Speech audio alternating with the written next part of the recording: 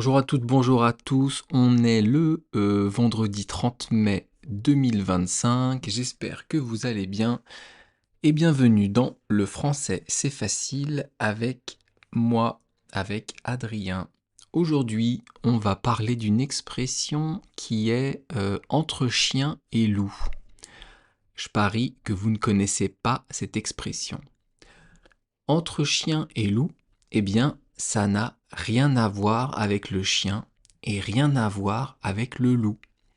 Je vous dirai tout à l'heure ce que ça veut dire. Mais avant, on va parler un peu des animaux domestiques en France. Les animaux domestiques, ce sont les animaux de compagnie. Domestique, c'est un mot français qui vient du latin domus, qui veut dire maison. Donc ce sont les animaux qu'on a dans sa maison. Quand on a fait un peu de latin, moi personnellement, je n'en ai pas fait, mais je sais que les gens qui ont appris le latin, eh bien, connaissent mieux les racines des mots et d'où ils viennent. Le français, comme pas mal de langues occidentales, viennent du latin et du grec. Enfin bref, on n'est pas là pour parler de ça, on va parler des animaux de compagnie. Alors, est-ce que vous savez ce que c'est un animal de compagnie? Eh bien, comme le nom l'indique, c'est un animal qui va nous tenir compagnie, qui va être près de nous. Animal domestique, c'est la même chose. C'est un animal qu'on peut avoir à la maison ou autour de sa maison. Est-ce que vous savez c'est quoi l'animal qui est le plus présent en France, l'animal domestique? Je vous parle en nombre d'animaux. Est-ce que vous pensez que c'est le chien? Ou le chat? Ou les oiseaux peut-être? Eh bien non. L'animal de compagnie que nous avons le plus en France, ce sont les poissons. Alors pourquoi? Parce que évidemment, quand on a un aquarium chez soi, l'aquarium c'est le bocal dans lequel on va mettre l'eau et les poissons. Eh bien, quand on a un aquarium chez soi, on ne va pas avoir un poisson. On va en avoir 2, 3, 10, 20. Et donc, le nombre va être très grand. Donc, le plus grand nombre d'animaux domestiques en France, l'espèce qui est la plus présente, ce sont les poissons, avec 30 millions de poissons dans les aquariums en France. 30 millions. En France, le nombre d'habitants, c'est de à peu près 70 millions, je crois. Donc, il y a quasiment un Français pour un demi-poisson, ou un poisson pour deux Français. Alors ensuite, l'espèce, ou plutôt l'animal qui vient juste après les poissons, donc qui est en deuxième position, ce sont les chats. En France, il y a 16 millions de chats. Donc, il y a des chats dans 16 millions de maisons. Parfois, il y a 2 ou 3 chats par maison. Du coup, le nombre de maisons va réduire. Mais en tout cas, il y a 16 millions de chats. En troisième position, je suis sûr que vous savez de quel animal je vais parler. Évidemment, ce sont les chiens. En France, il y a 10 millions de chiens, dont 3 qui sont à moi. Donc ça, c'est la troisième position, médaille de bronze pour les chiens. La quatrième position, alors c'est une catégorie un peu particulière, ce sont les animaux de la basse-cour, et plus particulièrement les oiseaux et les volailles. Alors, les animaux de la basse-cour, ce sont les oies, les poules, les canards, les dindes. Tout ça, ce sont des animaux de basse-cour, des oiseaux de basse-cour. Donc c'est des animaux qui sont élevés soit pour les œufs, comme les poules, soit pour leur viande. Donc on les élève pour après les manger. Et ça, en France, il y en a 9 millions. Donc 1 million de moins que les chiens. Ensuite, 5e position, vous avez là les oiseaux. Mais là, ce ne sont pas des oiseaux de basse-cour. Ce ne sont pas des oiseaux qu'on va manger. Ce sont des oiseaux de compagnie, de décoration, qu'on a dans une cage. Bon, moi je comprends pas bien le principe de mettre un oiseau en cage, personnellement. Mais bon, s'il y en a que ça amuse et s'il y en a à qui ça plaît, je peux le comprendre. Et enfin, 6e place, vous avez les animaux qu'on met dans des terrariums. Alors, terrarium, c'est quoi? Eh bien, c'est comme un aquarium, donc c'est un grand bocal de forme rectangulaire, sans eau. On va mettre du sable, on va mettre quelques branches, et dedans vous pouvez mettre des lézards ou des serpents. Ça, ce sont des animaux de terrarium. Là encore, on a une racine qui est latine. Aquarium, aqua, c'est l'eau. Terrarium, terra, c'est la terre. Vous voyez, là encore, on a du latin, avec aqua et terra. Eh bien, si vous connaissez ce que veut dire aqua, qui veut dire eau, vous pouvez comprendre le mot aquarium. Terra, c'est pareil, c'est la terre, et donc vous pouvez comprendre le mot terrarium. Et avec ça, on a fait... Ah oui, non, il y a encore... comment ça s'appelle? Les petits mammifères, comme les cochons d'Inde, les fouines, les souris, tout ça, il y en a un peu moins. Donc je ne les ai pas mis dans mon petit classement. Et donc avec ça, on a fini notre petite introduction sur les animaux domestiques en France. On va maintenant continuer notre série sur les temps en français. Alors hier, on a fait un temps assez simple qui était le passé proche. On le conjugue avec le verbe venir, de et l'infinitif. Je viens de manger. Ça veut dire que vous venez de finir, l'action de manger vient de se terminer. Aujourd'hui, on va rentrer un peu dans le vif du sujet avec des temps un peu plus compliqués. Aujourd'hui, on va parler du plus que parfait. Alors ça, c'est un nom un peu barbare. Pourquoi on dit plus que parfait? Eh bien, c'est une bonne question. Ah là là. Je sais pas pourquoi ça s'appelle plus que parfait, mais je pense que ça a un rapport avec imparfait. Vous allez comprendre pourquoi. À quel moment on utilise le plus que parfait? Le plus que parfait, on l'utilise quand on va raconter quelque chose qui est passé, mais quelque chose qui est encore plus dans le passé que ce qu'on est en train de raconter.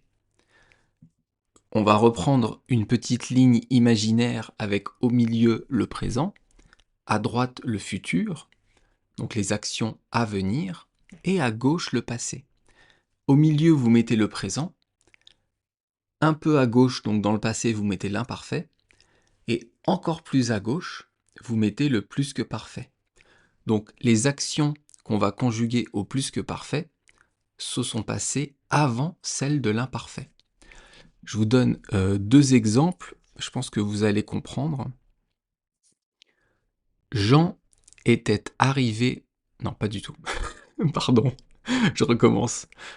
Jean était premier de sa course au moment d'arriver. Il s'était beaucoup préparé pour cela. Je vous répète, Jean était premier de sa course au moment d'arriver. Il s'était beaucoup préparé pour cela. Alors, on va analyser cette phrase. Jean était premier de sa course au moment d'arriver. Donc là, le verbe, c'est le verbe être et il est conjugué à l'imparfait. Donc on sait déjà que c'est une action dans le passé. Jean était premier.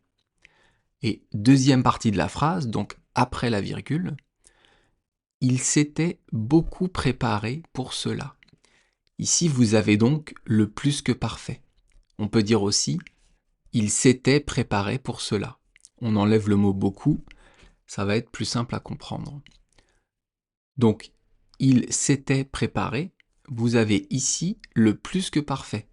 Donc, la préparation pour que Jean arrive premier a bien sûr eu lieu avant la course. Parce que si vous vous préparez pour une course après, ça ne fonctionne pas. Donc, Jean s'est préparé pour la course. Après, il a fait sa course. Il a gagné. Et encore après, c'est le temps présent. Donc, dans l'ordre des choses, chronologiquement, vous avez d'abord la préparation de Jean, ensuite Jean qui gagne sa course, et le moment présent où on raconte l'histoire. J'espère que vous comprenez ce que je vous dis. Je vous donne un deuxième exemple pour que vous puissiez comprendre. Gustave allait faire des courses, mais avant cela, il avait nettoyé sa cuisine. Donc Gustave allait faire des courses, mais avant cela, il avait nettoyé sa cuisine. Ici, vous avez le verbe aller. Gustave allait. Donc le verbe aller est à l'imparfait, c'est une action passée. Et après, au milieu de la phrase, on nous dit « mais avant cela ». Donc là, on comprend que l'action dont on va parler s'est passée avant le fait que Gustave aille faire des courses. Donc on emploie le plus que parfait. Il avait nettoyé sa cuisine. Si vous voulez voir la transcription des podcasts écrites pendant que je parle, vous pouvez vous abonner à mon site Patreon et vous aurez la transcription de tous les podcasts sur les expressions françaises. Donc vous pouvez les télécharger et suivre directement pendant que je parle en lisant en français. Alors on revient donc au plus que parfait et on va maintenant voir comment conjuguer ce verbe. Imaginez en fait ce verbe, c'est le passé composé, mais dans le passé. Je vous explique. Le passé composé, on le forme avec l'auxiliaire avoir ou être au présent, plus le participe passé. Et bien ici, pour le plus que parfait, on va tout simplement mettre l'auxiliaire être ou avoir à l'imparfait. Et on va rajouter le participe passé. Si vous ne savez pas ce que c'est un participe passé, vous pouvez écouter mon podcast numéro 39 qui est « Ne pas être né de la dernière pluie ». C'est dans ce podcast que je parle du participe passé, numéro 39. Donc, je vous donne des exemples. Je vais vous conjuguer des verbes au passé composé et juste après au plus que parfait. Vous allez voir la ressemblance et les différences. La différence, c'est que l'auxiliaire n'est pas conjugué au présent, mais est conjugué à l'imparfait. Alors, le verbe chanter au passé composé, ça donne « il a chanté ». Je vous ai pris un pronom au hasard, là c'est la troisième personne du singulier, mais peu importe. Il a chanté. Eh bien, au plus que parfait, c'est « il avait chanté ». J'ai juste passé le verbe avoir à l'imparfait. Un autre verbe, le verbe monter au passé composé, c'est « je suis monté ». Eh bien, au plus que parfait, j'étais monté. On conjugue le verbe être, l'auxiliaire être, pardon, à l'imparfait. Et un dernier, le verbe manger. Nous avons mangé, plus que parfait, nous avions mangé. Le verbe, l'auxiliaire, je vais y arriver, avoir, on le conjugue à l'imparfait. Pour ce qui est du choix de l'auxiliaire être ou avoir, pour savoir si on emploie l'un ou l'autre, eh bien, c'est la même règle que pour le passé composé. Je vous fais un tout petit rappel. On emploie avoir dans la majorité des cas, sauf pour les verbes de mouvement ou de changement d'état, comme monter, comme partir, comme arriver, entrer, des verbes de mouvement, et les verbes pronominaux. Se laver, se tromper, se déshabiller. Tout ça, ce sont des verbes avec le pronom se, donc des verbes pronominaux. Donc pour les verbes de mouvement, de changement d'état et les verbes pronominaux, on utilise l'auxiliaire être. Pour les autres verbes, on utilise l'auxiliaire avoir. Il y a quelques nuances, quelques exceptions, mais c'est pas la peine d'en parler aujourd'hui. La règle globale, c'est ça. Donc je vous fais un petit rappel. Le plus que parfait est utilisé en français pour décrire une action qui se passe avant une autre action du passé. Donc l'action la plus ancienne, c'est le plus que parfait. Plus récemment, vous avez l'imparfait. Et le présent, c'est maintenant. Et avec ça, on a fini de parler du plus que parfait. Demain, on va parler, je crois, du passé antérieur, c'est ça. Mais je vous en parlerai donc demain. Tout de suite, on passe à l'expression du jour entre chien et loup. Parce que oui, je n'ai pas oublié la trame de mon podcast.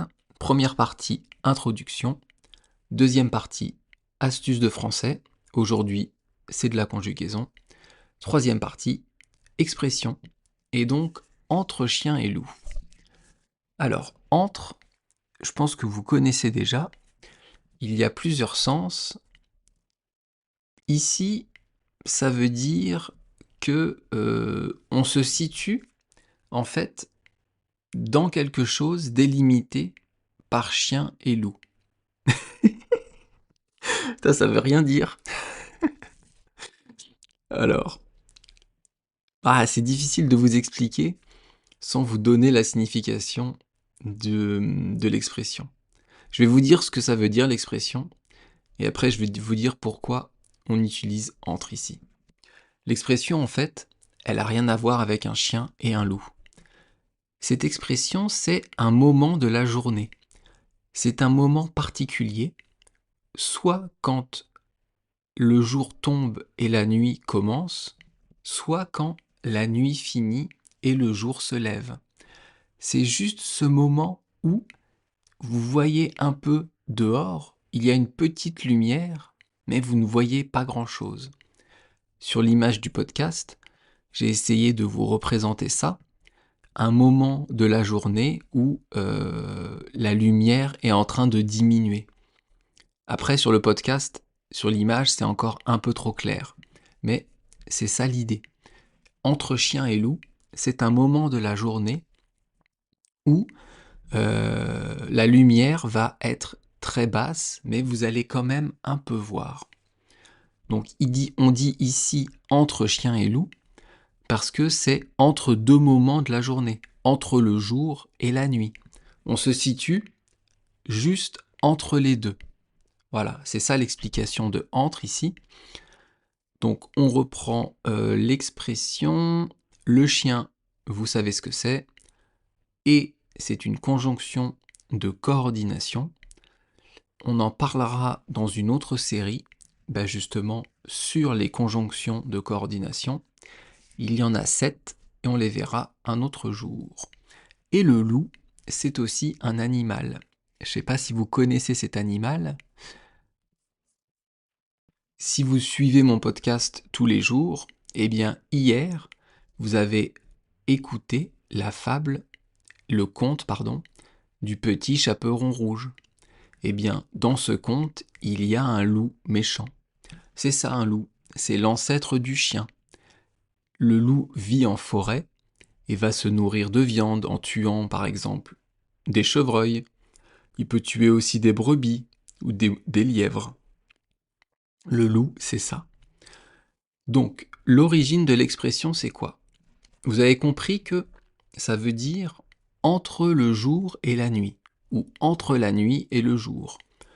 Le moment de la journée où on ne voit pas grand-chose, on voit un tout petit peu.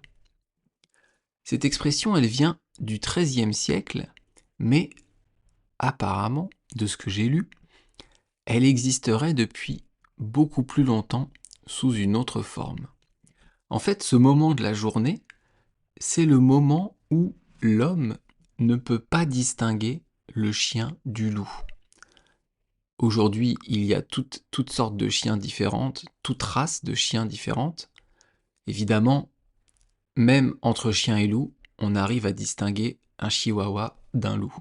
Mais si vous prenez un berger, un chien de berger, ou un malamute ou un husky, des gros chiens qui ressemblent un peu à un loup, eh bien s'il fait un peu nuit, on ne sait pas si c'est un chien ou un loup. En fait, ce qui est marrant dans cette expression, c'est que quand on dit entre chien et loup, on dit entre jour et nuit. Parce que le chien, c'est le meilleur ami de l'homme. C'est un allié. Comme le jour, où on peut voir, où on peut faire des activités, on peut à l'époque aller chasser, se nourrir. Et la nuit, c'est le loup. C'est une menace. On ne voit plus ce qui se passe, donc ça représente aussi la peur et les cauchemars des gens. Donc entre chien et loup, c'est entre jour et nuit. Si vous regardez un coucher de soleil, eh bien encore un peu après, vous aurez de la lumière. Et au moment où cette lumière est sur le point de disparaître, vous pouvez dire à la personne avec qui vous êtes, on est en ce moment entre chien et loup. Alors oui, c'est pas facile à placer comme expression, ça je vous l'accorde, mais au moins maintenant, vous la connaîtrez. On peut dire aussi en français à la tombée du jour, ou alors à l'aube. La tombée du jour, c'est quand le jour va diminuer et que la nuit va commencer. Et l'aube, c'est le moment avant le lever du soleil. L'aurore, c'est le moment où le soleil se lève, l'aurore, et l'aube, c'est juste avant. Avant que le soleil se lève, il y a quand même une petite lumière et on arrive à voir. En anglais, on dit tout simplement at twilight. J'espère que ce podcast vous a intéressé. Demain, on parlera d'une expression qui est comme si, comme ça. Vous pouvez me retrouver sur YouTube, sur Patreon, où je serai heureux que vous preniez un abonnement soit gratuit, soit payant pour soutenir le podcast. Et I hope everything was fine for you. It's been a long time since I spoke in English, so I'm trying to do my best in this podcast for you to understand French. I'm very sorry if my English is a bit rusty. I'm speaking English, but not so well. I'm trying to do my best. So, merci beaucoup. Je vous laisse ici. À bientôt. Bye bye. Hasta luego. Matane.